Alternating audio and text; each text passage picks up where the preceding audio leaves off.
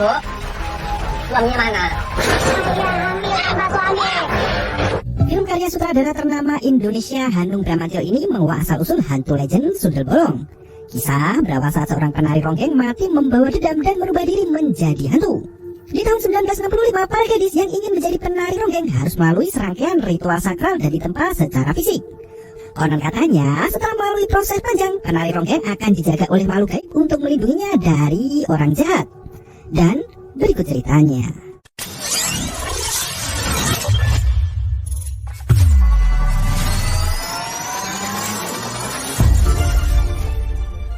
Surat kabar tahun 60-an disajikan sebagai pembukaan film. Saat itu, kondisi bumi Nusantara tengah panas oleh isu pelik yang membagi rakyat menjadi kiri dan kanan. Orang-orang mulai kebingungan siapa yang baik dan siapa yang jahat.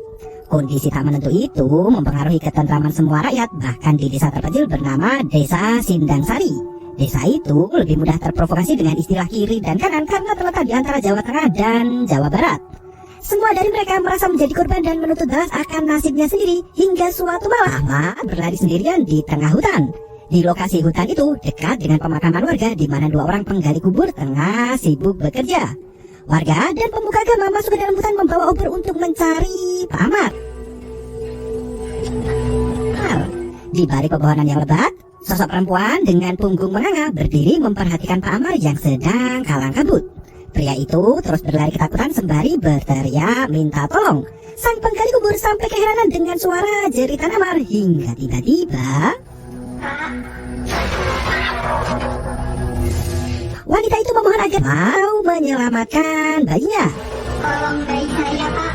Melihat sosok mengerikan itu, berkali-kali meminta maaf padanya dan seketika itu warga yang mendengar teriakan langsung menuju ke sumber suara, hingga satu pria berteriak histeris melihat sesuatu di atas kepalanya. Pak Yai ikut terkejut melihat pemandangan mengerikan itu dan film pun dimulai. 3 bulan sebelum kejadian di dalam hutan, Desa Banjar diramaikan dengan pesta pernikahan si kembang desa. Kelompok tari ronggeng turut dihadirkan untuk membuat suasana semakin meriah. Orang-orang berdatangan untuk menghadiri undangan termasuk juragan Danapati. Sang juragan kebun teh itu bergegas naik ke pelaminan untuk memberikan ucapan selamat. Ija hanya bisa menunduk ketakutan melihat Danapati melangkah ke arahnya. Danapati langsung bergabung dengan para penari ronggeng dan mendekati satu penari tercantik bernama Lilis. Sementara sang penabuh gendang bernama Sarpa curi-curi pandang dengan penarinya yang bernama Imah. Sebagai penabuh gendang ronggeng, Sarpa memiliki kekuatan gaib karena tubuhnya telah terisi oleh ajian. Ia terkejut saat melihat Ija sudah bukan lagi menjadi pengantin cantik, namun menjadi sosok iblis mengerikan. Iblis itu terus melotot ke arah Sarpa hingga si penabuh gendang itu hilang fokus. Saat ia melihat ke arah pengantin, sosok itu sudah kembali menjadi Ija. Juragan Danapati yang sedang menari bersama Lilis mulai melirik ke penari lain yang lebih muda. Tampaknya ia tertarik dengan kemolekan Imas dengan kepolosan dan keluguannya. Penonton mulai berebut untuk menari dengan penari ronggeng itu hingga perkelahian pun terjadi.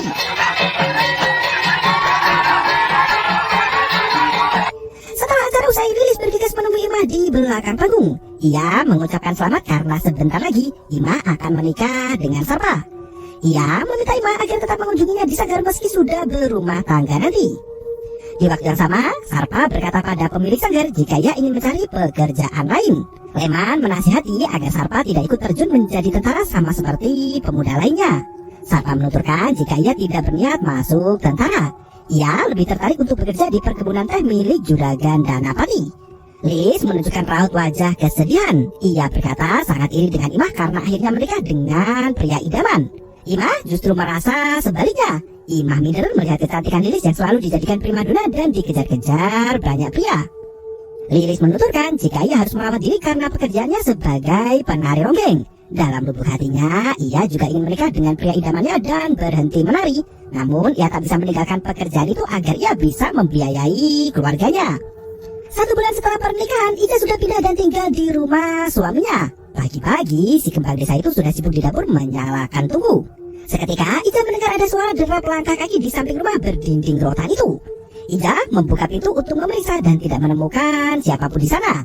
Saat ia kembali masuk ke dapur, tiba-tiba ada pria bertudung sarung membekap mulutnya dan membawanya pergi. Suami Ija mencari keberadaan istrinya dan hanya bisa menemukan anting yang terjatuh di depan pintu dapur.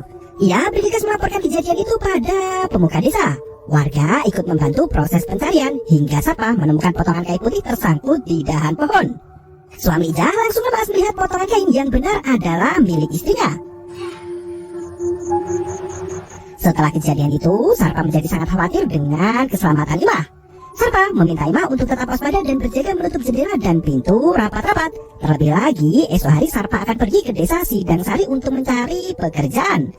Jika diterima bekerja, Sarpa akan segera menikahi Imah dan membawanya pindah ke Sindang Sari. Besok aku akan ke Sindang Sari. Coba cari kerja di perkebunan. Sementara itu di tempat lain, Ija menangis memandangi cermin. Seorang pria memintanya untuk membuka baju hingga terlihat luka sayatan sangat banyak di punggungnya. Ternyata Juragan Danapati adalah seorang psikopat yang doyan menyiksa perempuan saat berhubungan badan. Ia menghisap darah yang keluar dari luka Ija sembari menenangkan perempuan yang menangis itu. Danapati berkata jika Ija harus istirahat seminggu agar sakitnya segera sembuh. Karena setelah seminggu, Danapati akan melakukan hubungan berdarah itu lagi dengan wanita yang diculiknya itu. Setelah beberapa hari, Danapati mengundang primadona penari ronggeng untuk berkunjung ke rumahnya. Lilis berpenampilan sangat ayu dengan kebaya putih dan anggun. Ia dijemput oleh pesuruh Danapati dan naik sepeda hingga ke tujuan. Sesampainya di sana, Lilis ditawari pekerjaan dengan gaji tinggi. Saat ia melewati sebuah pintu, Lilis mendengar suara perempuan yang merintih dan minta tolong. Ia membuka pintu di sampingnya itu dan menemukan Ija dalam keadaan sekarat tak berdaya. Naasnya, pintu kaca itu digembok dengan pengamanan ketat. Lilis ketahuan oleh Danapati dan langsung dibawa ke gudang. Karena kedoknya menculik Ija diketahui, Danapati pun membunuh Lilis dengan tongkat jalannya yang runcing. Malamnya, kelompok kesenian tari ronggeng kembali menggelar panggung hiburan. Mereka menanyakan keberadaan Lilis yang belum juga terlihat sejak siang tadi. Namun, karena penonton sudah ramai menunggu, mereka harus tetap menari tanpa mencari keberadaan Lilis. Keesokan harinya, muda-mudi berpacaran di sungai untuk berbuat mesum di sana. Tiba-tiba, gadis itu berteriak karena melihat mayat Lilis tergeletak di tengah sungai. Mendengar kabar pencengangan itu, Imah berlari ke sungai untuk melihat jasad Lilis terakhir kalinya. Ia sangat terpukul mengetahui kawan seprofesinya mati dengan cara mengenaskan. Kematian Lilis terjadi seperti mitos yang mengatakan bahwa penari ronggeng akan mati mengenaskan dan jasadnya dibuang begitu saja. Beruntung, jasad Lilis ditemukan warga dan dimakamkan dengan cara layak. Ima hanya menangis di pusara makam Lilis. Sarpa muncul untuk menenangkan. Ia berkata jika dirinya sudah mendapat pekerjaan di Sindang Sari. Ia akan segera membawa pindah ke desa tempatnya bekerja. Setelah beberapa hari berlalu, Sarpa dan Ima menggelar acara pernikahan mereka berdua. Sarpa berpamitan pada Leman jika ia akan segera pindah ke Sindang Sari. Leman cukup sedih karena ia akan kehilangan penabuh gendang sekaligus penari ronggeng. Ia hanya bisa menyarankan agar Sarpa berhati-hati ketika menempati desa lain. Agar bisa segera bekerja, Sarpa memboyong istrinya menuju ke mes petani di kebun Sindang Sari. Hanya dengan berjalan kaki, mereka menempuh jalanan terjal berkilometer jauhnya. Setelah melewati dusun Waru, Imah dan Sarpa dikejutkan oleh penemuan mayat manusia yang ditutupi daun pisang. Karena mereka sudah setengah jalan dan tidak kenal dengan warga sekitar, Sarpa memilih untuk melanjutkan perjalanan. Di sekitaran hutan, mereka bertemu dengan anak-anak kecil yang asik makan kadal bakar. Tak berselang lama, mereka melintasi pepohonan teh yang terhampar luas. Sarpa menghentikan langkahnya, terpana melihat rumah Danapati yang tampak sangat megah dari kejauhan. Sesampainya di Sindang Sari, orang-orang menatap wajah Imah dengan sinis penuh kebencian. Mereka beranggapan jika penari ronggeng adalah pekerjaan kotor yang sama rendahnya seperti seorang pelacur. Bahkan seorang wanita meneriaki Imah dengan sebutan sundel yang berarti pelacur. Warga yang melihat kedatangan mantan penari ronggeng itu tampak tak senang dengan kehadiran Imah. Meski begitu, Sarpa tak patah arang. Ia tetap melangkahkan kaki dengan tegar hingga sampai di perkebunan teh Juragan Danapati. Di sana Sarpa diberikan tempat tinggal sementara milik perkebunan yang sedianya akan dijadikan kantor. Pak Suyatna meminta agar Sarpa merawat rumah itu dengan baik dan memperbaiki jika ada kerusakan. Dengan penuh bahagia, Imam memeriksa semua ruangan di rumah itu dan kembali menghampiri suaminya. Mereka seperti mendapat harapan baru untuk hidup lebih layak dan bahagia sebagai petani daun teh. Saat pagi menjelang, Imam menyiapkan makanan untuk dibawa ke kebun teh agar bisa disantap suami beserta rekan kerjanya. Saat Sarpa sibuk bekerja, Ima berjalan memanggil suaminya untuk makan bersama. Danapati yang melihat kecantikan istri Sarpa langsung berniat untuk memilikinya juga. Ia menghampiri Sarpa untuk memberikan pekerjaan keluar Jawa. Malamnya, Sarpa terlihat murung ketika sampai rumah. Ima yang baru selesai mandi memijat punggung suaminya sembari berbincang. Sarpa mengatakan jika Danapati memberinya tugas berat untuknya, ia harus berangkat ke Sumatera untuk mengambil bibit pohon teh yang ada di sana. Sarpa mengaku sudah menolak pekerjaan itu, namun Danapati memaksa dengan imbalan yang sangat besar. Ima sangat sedih mendengar hal itu. Belum seminggu mereka tinggal berdua, sang suami harus pergi keluar pulau selama beberapa hari. Sarpa menuturkan selama dirinya pergi, Ima boleh pulang ke Banjar jika merasa kesepian di perkebunan. Setelah merayu istrinya itu, akhirnya Ima rela ditinggal pergi dan mereka menikmati malam itu dengan mesra di dalam kamar. Waktu cepat berlalu. Malam berikutnya Sarpa sudah berada di kereta untuk menuju ke Sumatera. Sementara si pemilik kebun teh Danapati duduk santai di dalam kamar. Ia menatap foto mendiang ibunya yang sering menyiksanya ketika masih kecil. Danapati sering diperlakukan kasar dan dipanggil anak setan oleh ibu kandungnya sendiri. Teriakan dan umpatan ibunya itu masih terngiang di kepala Danapati dan menjadikannya sosok mengerikan, terutama bagaimana ia memperlakukan wanita. Dari luar, Pak Suyatna mengatakan jika Sarpa sudah berangkat ke Sumatera. Hari berikutnya, Danapati memanggil Ima untuk menghadap ke rumahnya. Ia memberikan segepok uang untuk Ima yang merupakan upah Sarpa selama beberapa hari kerja. Ima keheranan dengan jumlah uang yang diberikan cukup fantastis. Ia meminta upah yang sewajarnya saja seperti pekerja lainnya. Danapati memaksa Ima untuk menerima uang darinya itu dengan dalih Sarpa sangat rajin dan giat bekerja. Di kesempatan itu Danapati menawarkan pekerjaan rumah tangga untuk Ima. Ia mengaku membutuhkan pekerja wanita untuk mengurus rumahnya yang sangat besar itu. Ima menolak tawaran tersebut dan berkata jika ia akan meminta izin suaminya terlebih dahulu setelah bertemu nanti.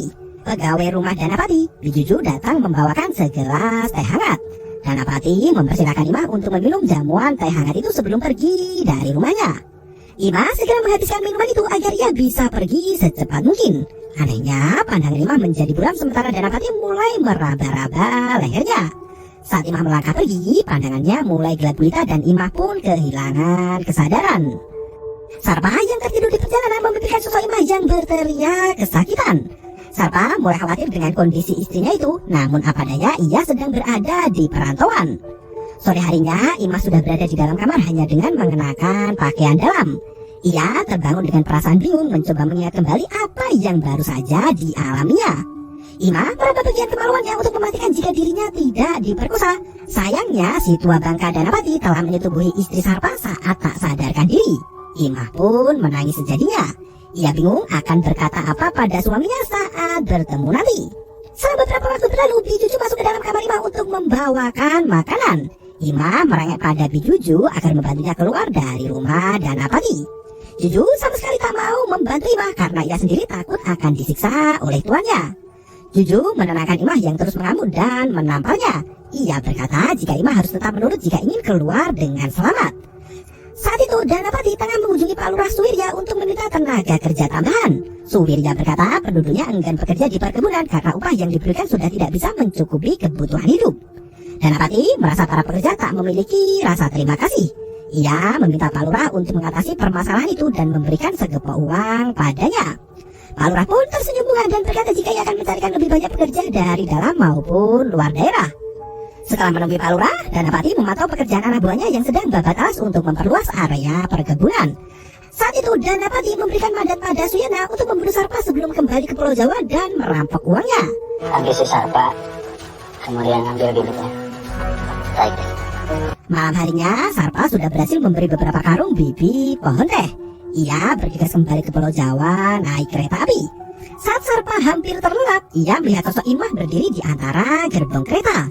Sarpa pun bergegas memeriksa keadaan bayangan istrinya itu yang lenyap di telan gelapnya malam. Seorang pria tinggi besar berdiri dari tempat duduknya dan melangkah mengikuti keberadaan Sarpa. Ia menggenggam sebilah pisau di tangannya dan tiba-tiba Sarpa berhasil menghalutuskan pisau menggunakan bekal yang dibawanya. Pria itu terus menyerang mendorong Sarpa agar terjatuh dari kereta. Meski tubuh Sarpa mungil sebagai pekerja kebun yang memiliki kekuatan cukup besar, Sarpa mendorong pria itu dan berlari menuju ke dalam gerbong. Sembari menahan pisau yang diarahkan ke wajahnya, Sarpa berteriak minta tolong dan segera dihampiri oleh penumpang kereta lainnya. Beruntung Sarpa masih bisa selamat dari serangan maut itu. Sementara pria yang menyerangnya babak belur dihakimi massa. Selang beberapa hari warga desa melakukan demonstrasi besar-besaran di depan rumah Danapati. Mereka menuntut kenaikan gaji karena upah yang diberikan sudah tidak bisa mencukupi kebutuhan hidup mereka lagi. Danapati keluar dari rumahnya dengan wajah murka. Ia berkata jika dirinya sudah memberikan pekerjaan yang layak dengan makan dan minum gratis untuk mereka. Seorang pekerja berkata jika Pak Lurah Sumbernya menjanjikan kenaikan upah jika mereka mau bekerja di kebun. Danapati menyalahkan mereka dan berkata jika ia tidak pernah berjanji demikian. Ia meminta warga untuk mendemo Pak Lurah yang memberikan janji palsu itu. Kemarahan warga pun sudah tak terbendung lagi. Leman muncul sebagai sang provokator. Ia menuntut agar Danapati membuatkan surat perjanjian kerja yang layak untuk para pekerja.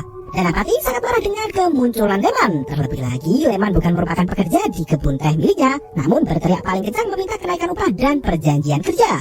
Dengan penuh kemurkaan, Danapati mengutus Suyatna untuk mencari orang dan menghabisi para provokator dalang dibalik aksi demonstrasi itu. Suyatna bergegas pergi dari hadapan tuannya untuk menuntaskan Madat. Sementara itu, Danapati kembali teringat perlakuan buruk sang ibu saat dirinya masih kecil. Danapati kecil diseret masuk ke kamar dan dipukuli habis-habisan. Danapati sangat trauma hingga membenci ibunya sendiri. Ia menodongkan pistol ke arah foto mendiang ibu sembari terus mengeram menahan amarah. Dengan hati yang kacau balau, Danapati masuk ke dalam kamar Imah dan menggaulinya. Ia bahkan mencekik leher Imah karena terus menangis dan berteriak. Di tempat lain, Leman sudah tertangkap dan disiksa oleh komplotan Suyatna. Dengan sebilah celurit, Suyatna menebaskan senjata itu tepat ke leher Leman. Adegan kembali ke rumah Danapati. Malam itu, Bijuju membawakan makanan untuk Imah seperti biasanya. Ia sangat terkejut karena kamar itu dalam kondisi kosong, sementara pintu selalu ia kunci rapat. Ternyata Imah bersembunyi di balik pintu dan langsung menyerang Bijuju. Ia memukuli kepala wanita itu dengan menggunakan nampan hingga pingsan. Dengan segera, Imah mengambil kunci pintu yang disembunyikan di balik kebaya Bijuju. Ia mengunci pintu kamar itu dan berlari keluar. Saat ia melewati kamar samping, Imah mendengar teriakan seorang wanita yang terus meminta tolong. Ia mengintip dari balik pintu dan ternyata Ija terkuil lemah tak berdaya di dalam kamar itu. Suyatna dan Danapati yang baru saja sampai rumah merasakan ada hawa tak biasa di sana. Suyatna segera memeriksa seluruh isi rumah, sementara Imah sudah berada di tengah kebun membawa lari Ija bersamanya. Danapati sangat murka hingga menampar Bijuju. Ia meminta Suyatna untuk mencari keberadaan Imah dan Ija. Saat itu kondisi Ija sudah sangat lemah hingga ia tak bisa melanjutkan pelariannya. Ia memberikan cincin kawinnya pada Imah dan memintanya untuk meneruskan perjalanan sendirian. Anak buah Danapati sudah berlari keluar dari rumahnya dengan menggunakan obor. Melihat hal itu, Imah terpaksa meninggalkan Ija tergeletak di kebun teh sendirian sementara dirinya terus berlari kencang sejauh-jauhnya dari rumah Danapati. Setelah beberapa jam berlalu, adegan berganti di rumah seorang warga bernama Mumun. Ia adalah ibu kandung Ija yang menikahkan anaknya dan mengundang kelompok kesenian tari ronggeng Imah. Ia berlari menuju ke pondok pesantren dan menemukan Pak Kiai Jaka. Setelah menceritakan apa yang ia temukan di rumah, mereka pun berbondong-bondong mendatangi rumah Mumun dan membawa Imah ke dalam rumah. Saat pagi menjelang, Imah diistirahatkan di atas ranjang kamar Mumun. Dengan bantuan Pak Jaka, mereka memanggil mantri bernama Pak Ahmad untuk memeriksa kondisi Imah. Ahmad berkata jika Imah sudah pingsan seharian penuh dan tubuhnya masih sangat lelah. Ia bersyukur karena bayi dalam kandungan Imah masih dalam keadaan baik. Imah tercengang mendengar hal itu. Ia beranjak dari tempat tidur hingga membuat Mumun dan Ahmad kelimpungan. Ahmad berkata jika kaki kiri Imah masih bengkak, Imah harus banyak istirahat dan meminta bantuan Bik Mumun jika ingin ke kamar kecil. Imah justru bertanya apakah dirinya benar-benar hamil. Ahmad menanyakan di mana keberadaan suami Imah. Imah pun menjelaskan jika suaminya pergi ke Sumatera sudah seminggu lebih. Sang dokter mulai curiga dengan kehamilan Imah. Ia bertanya apakah suami Imah tahu jika istrinya itu tengah hamil muda. Imah menggelengkan kepala dan merengek pada Pak Ahmad untuk membantu menggugurkan kandungannya. Ahmad bergegas keluar dari kamar untuk menemui Pak Jaka dan Pak Lurah. Ia mengaku enggan menuruti permintaan Imah untuk melakukan aborsi. Pak Jaka tercengang mendengar permintaan Imah. Ia berkata jika penari ronggeng sama saja kelakuannya tak bisa menjaga kehormatannya sendiri. Pak Lurah bergegas menemui Imah di kamar dan mengancam Imah agar tidak buka suara apapun tentang Danapati. Imah hanya bisa menangis tak tahu akan meminta tolong pada siapa lagi. Setelah menemukan Imah, Suwirya bergegas untuk melapor hal itu pada Danapati. Juragan kebun teh itu meminta Pak Lurah untuk membawa Imah kembali ke rumahnya. Bawa perempuan itu keluar saya. Pak Lurah bergegas lari saat itu juga kembali ke rumah Bik Mumun. Anehnya, Imah sudah menghilang dari kamar itu. Pak Lurah lari kalang kabut mencari keberadaan Imah. Sementara Bik Mumun menemukan bungkusan kecil di bawah bantal kamarnya. Ia membuka bungkusan itu yang ternyata berisi cincin perkawinan anaknya si Ija. Di kamar itu ada foto Ica dengan suaminya yang masih terpajang dengan rapi. Nasib Pak Lurah kini dalam tekanan karena ia tak berhasil membawa Ima kembali kepada Danapati. Danapati mendesak Pak Lurah Sugirya agar segera mencari keberadaan Ima dan menghabisinya sebelum wanita itu buka mulut. Ia memberikan segepa uang untuk menyewa Pak Lurah agar menuruti semua permintaan kejinya itu. Dan di malam itu Ima berlari masuk ke hutan dengan kaki yang terseok-seok. Ia menangis memanggil nama suaminya, namun tiba-tiba ia melihat sosok hantu wanita yang sangat mirip dengan mendiang Lilis. Dari kejauhan, pasukan anak buah Danapati melihat keberadaan Ima yang tersungkur di dalam hutan. Mereka berlari kencang mengejar wanita tak berdaya itu hingga tubuh Ima terperosok di jalan turunan. Meski sudah berusaha sekuat tenaga untuk melarikan diri, Ima berhasil tertangkap dan dipersekusi massa. Ia digilir hingga nyawanya menghilang. Di waktu yang sama, Sarpa sudah sampai di Pulau Jawa. Pipinya masih lebam bekas diserang perampok dalam kereta. Perjalanannya itu tak lama lagi sampai ke tujuan. Di waktu yang sama, arwah Ima meluncur ke Dusun Waru untuk kembali ke Desa Banjar. Malam itu, Toyo meninggalkan istrinya Imas yang sedang menjemput jemuran. Imas melihat sosok mengerikan yang berlari ke arahnya dan tiba-tiba setelah menggunakan tubuh Imas, Ima bisa bertransformasi menjadi manusia dan pulang ke Sindang Sari. Ia menangis sejadinya di atas meja hingga membuat seorang pria menyadari keberadaannya. Anak buah Danapati itu segera melaporkan keberadaan Ima di rumahnya dan membuat Pak Lurah kembali dilanda masalah besar. Pak Lurah bergegas memeriksa kediaman Ima malam itu juga. Ia melihat Ima berlari kencang masuk ke dalam hutan. Pak Lurah mengedap-edap mengikuti kemana perginya istri Sarpa itu hingga ia kehilangan jejak. Saat Surya hendak kembali pulang, terdengar suara tabuhan gendang alunan lagu tarian ronggeng. Surya mengira jika desa sebelah sedang mengadakan hajatan. Dari kejauhan, tampak seorang penari ronggeng berlenggak-lenggok menghampirinya. Surya kesemsem melihat kemolekan tubuh wanita itu yang harumnya semerbak membasahi hidung. Saat ia melihat lebih jelas, wanita itu memberikan tubuh untuk menunjukkan punggungnya yang bolong. Sontak, Pak Lurah berlari ketakutan sembari masuk ke dalam pemukiman warga. Di persimpangan jalan, ia bertemu dengan Pak Jaka yang menyapanya malam itu. Surya menceritakan jika ia baru saja bertemu dengan wanita sundel namun punggungnya bolong. Sembari menunjukkan punggungnya, Pak Jaka justru berkata, apakah seperti ini bolongnya? Pak Lurah berteriak ketakutan dan kembali berlari kencang. Sosok Pak Jaka berubah menjadi hantu sundel bolong, menakut-nakutinya hingga teriakan Pak Lurah terdengar sampai jauh. Di waktu yang sama, Pak Mantri Ahmad tengah bertugas memeriksa bayi yang sakit demam. Ia hendak menyuntik bayi itu. Sosok sundel bolong sudah berdiri mengintip dari jendela. Bayi itu menangis sangat kencang melihat kehadiran makhluk astral. Setelah mengobati pasien terakhirnya hari itu, Pak Ahmad kembali pulang ke rumahnya menggunakan sepeda. Dalam perjalanan, Pak Ahmad dikejutkan oleh suara teriakan wanita yang meminta tolong. Ia sampai terjatuh dari sepeda karena tak sengaja menginjak batu. Suara wanita yang meminta tolong terdengar semakin dekat dengannya. Pak Ahmad mencari keberadaan suara itu yang mengarah ke sungai. Ternyata di bawah sungai ada seorang wanita yang hendak melahirkan. Pak Ahmad berjalan mendekati untuk memastikan apa yang ia lihat itu. Sembari terus bertanya di mana suami wanita itu, Pak Ahmad mendekat dan duduk di samping si wanita. Saya hamil tanpa suami. Sundel bolong itu berkata jika ia hamil tanpa memiliki suami. Pak Ahmad lari masuk ke dalam hutan untuk menyelamatkan diri dari kejaran hantu. Selang beberapa jam, warga yang mendengar teriakan Pak Ahmad langsung mencari keberadaan mantri satu-satunya di desa itu. Pak Ahmad yang tersesat semakin dalam di hutan kembali dikejutkan oleh sundel bolong yang menyodorkan janin dari dalam perutnya. Dan seketika itu, suara teriakan Pak Ahmad terdengar semakin dekat dan menggema kencang. Pak Jaka berlari menuju ke sumber suara dan ternyata malam itu juga jasad Pak Ahmad dievakuasi warga dan disolatkan di rumahnya. Istri dan anak Ahmad sangat sedih mengetahui kenyataan pahit tersebut. Pak Jaka pamit pulang seraya berkata pada anak Pak Ahmad jika mereka akan memakamkan esok hari. Sesaat setelah Pak Kiai pergi, hantu sundel itu kembali meluncur ke rumah Pak Ahmad.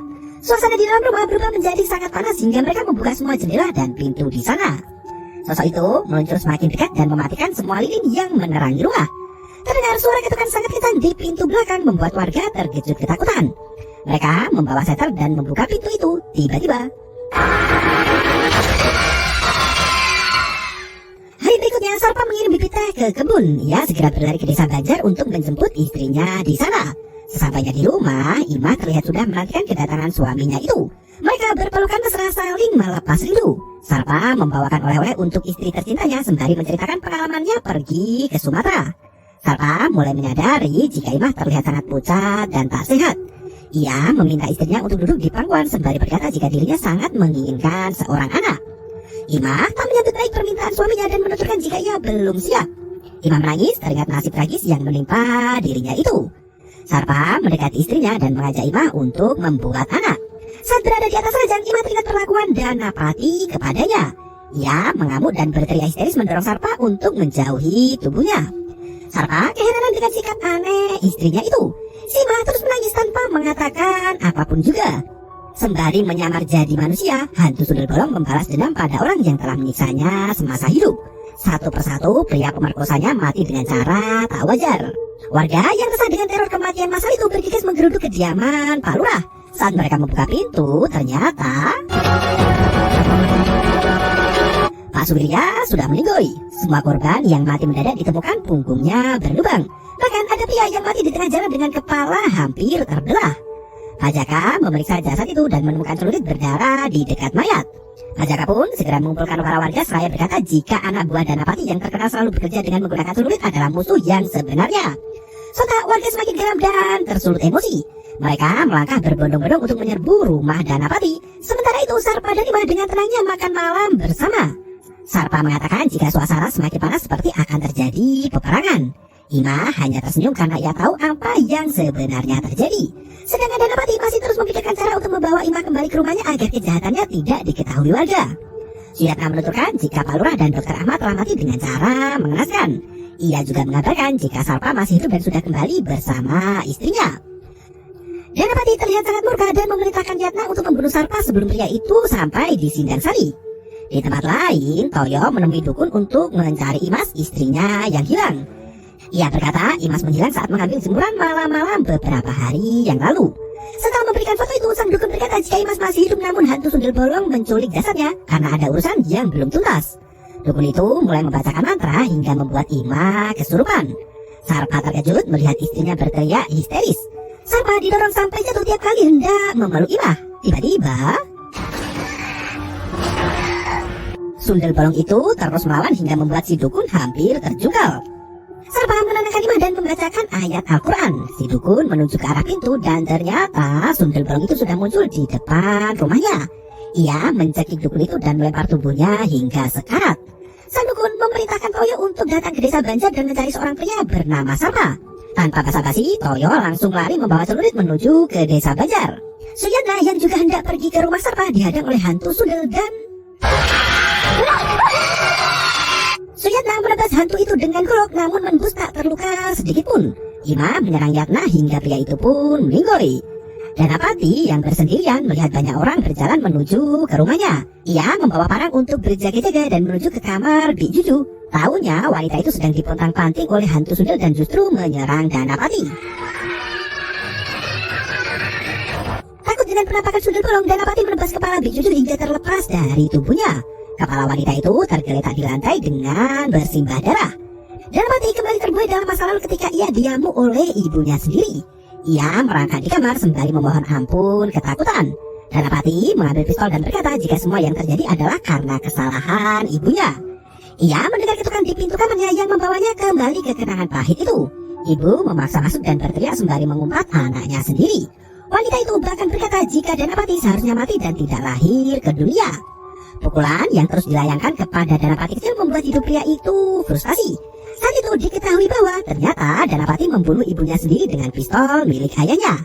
Hantu sundel kini menyasar Danapati. Ia meneror pria itu dengan suara tangisan yang menyeramkan. Danapati menepaki hantu itu hingga pelurunya habis. Imah menjulurkan tangan ke Danapati untuk masuk ke dalam perutnya yang bolong.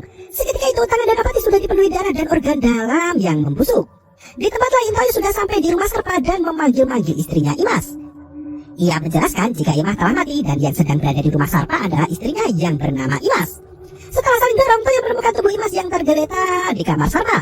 Sarpa baru menyadari jika wanita yang selama ini bersamanya itu bukanlah Imah. Bahkan wajahnya tampak sangat berbeda dengan Imah. Sarpa menangis menanyakan keberadaan istrinya yang entah jasadnya di mana. Toyo meminta Sarpa untuk pergi ke Sindang Sari karena pemilik kebun teh itu tahu apa yang terjadi pada Imah. Sarpa berlari kencang menuju ke rumah Danapati sementara rumah itu sudah dikuasai warga. Mereka menemukan jasad Juju yang sudah tak bernyawa dengan kepala terpenggal. Sementara Danapati masih diganggu oleh si Sundel dan langsung jadi bahan amukan warga.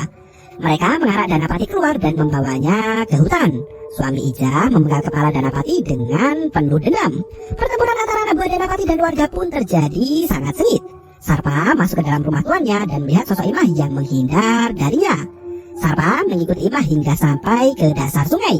Imah menangis di sana dengan punggung yang bolong. Ia meminta maaf pada Sarpa dan menjelaskan apa yang sebenarnya terjadi padanya. Ternyata setelah diperkosa masal, tubuh Imah dilempar ke dalam kawah dasar jurang. Sembari menangis, ia mengucapkan selamat tinggal. Sarpa menemukan selendang merah dan diambilnya selendang itu. Seketika Imah menghilang dari hadapan suaminya. Peperangan antara kedua kubu membuat banyak orang tak bersalah kehilangan nyawa. Selama beberapa hari pasca kejadian itu, Sarpa mengunjungi petilasan istrinya yang ia buat di lereng kawah. Ia pergi meninggalkan makam istrinya dan meletakkan selendang merah sebagai tanda. Beberapa tahun setelah itu, pria kesepian menunggu pacarnya di sungai. Tiba-tiba Sundel Bolong Imah muncul dengan menyerupai manusia dan bercinta dengan pria itu. Film pun berakhir.